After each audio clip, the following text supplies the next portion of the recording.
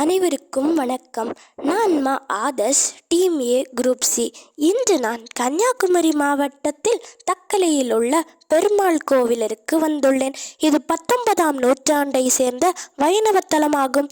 இது தமிழ்நாட்டின் முக்கியமான பெருமாள் வழிபாட்டு தலங்களில் ஒன்றாகும்.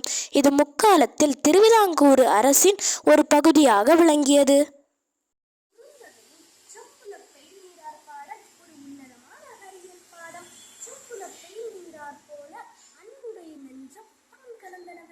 அறிவியல் உண்மை.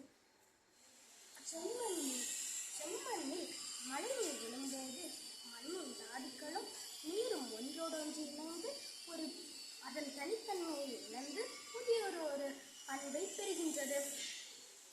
இதனை வேதியியலில் டிஃப்யூஷன் ஆர் ஹோமோஜீனஸ் மிக்சர் என்று அழைக்கிறோம்.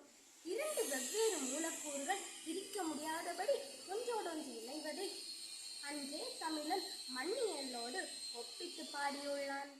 கடல் நீர் முகந்த கமன் சூழலிலி. கடல் நீரை மேகம் முகந்து கொண்டு செல்வதை நிறைசூழ் மேகம் என உருவகப்படுத்துகிறது. கடல் நீர் ஆவியாகி மேகமாகி மழையாக பொழியும் நீர் சுழற்சி முறையை அறிவியல் உலகம் கண்டறிவதற்கு முன்பே குறுந்தொகை தமிழன் பாடிவிட்டான். பறவைகள் மற்றும் பூச்சிகள் குறித்து ஒரு நுட்பமான பதிவுகள் உள்ளன. பள்ளி சொல்லும் நிமித்தம். பள்ளிகள் எழுப்பும் ஒலியை வைத்து அதன் சூழலை தமிழர்கள் கண்காணித்தனர். விலங்குகளின் நடத்தையியல் பற்றி குறுந்தொகையில் வரும் யானை, குரங்கு மற்றும் பறவைகளின் வர்ணனைகள் ஒரு உயிரியலாளரின் ஒரு நேரடி உற்று நோக்கல் போலவே அமைந்துள்ளது. கோள்களையும் கண்டு திசையறியும் கலை தமிழருக்கு கைவந்த கலை. இரவு நேரத்தில் போக்கும் காந்தால்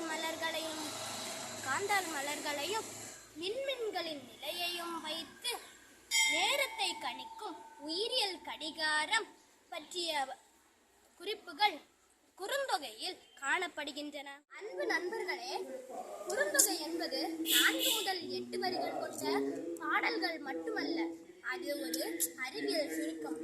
அறிவியல் என்பது ஆவணங்களில் மட்டுமல்ல, அது நம் சங்க இலக்கிய வரிகளில் மனம் வீசுகிறது